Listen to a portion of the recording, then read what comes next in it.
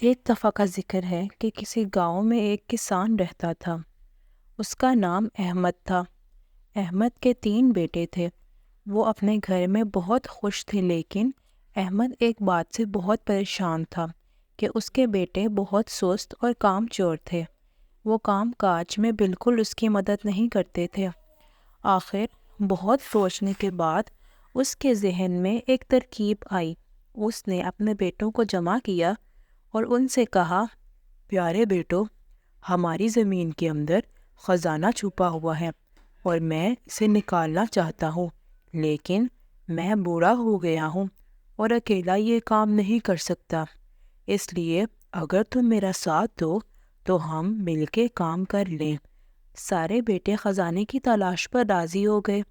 انہوں نے زمین کو کھودنا شروع کر دیا، لیکن ان کو خزانہ نہ ملا۔ انہیں یہ دیکھ کر بہت غصہ آیا کہ ان کے والد نے ان سے جھوٹ کہا ہے۔ انہوں نے اپنے والد سے شکایت کی تو ان کے والد نے کہا، میرے پیارے بیٹو، میں جھوٹ کیسے بول سکتا ہوں؟ جھوٹ بولنا تو بہت بری اور گندی عادت ہے، اور مسلمان تو کبھی جھوٹا نہیں ہوتا۔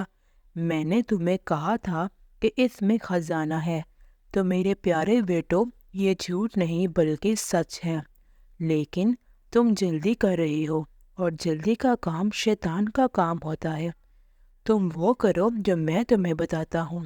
یہ بیج لو اور زمین میں ڈال دو۔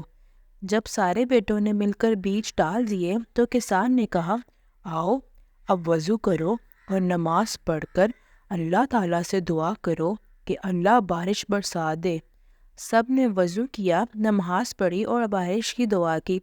اللہ نے ان کی دعا قبول کی اور خوب بارش ہوئی، اور کچھ ہی دنوں میں زمین میں پودے اگنا شروع ہو گئے۔ کسان نے اپنے بیٹوں سے کہا، دیکھو، یہ خزانہ وہ ہے جس کا میں نے تم سے کہا تھا کہ جب کوئی شخص محنت کرتا ہے تو اس کا پھل اس کو ضرور ملتا ہے۔ تو پیارے بچوں، ہمیں ہمیشہ محنت کرنی چاہیے اور محنت کا پھل ہمیشہ میٹھا ہوتا ہے۔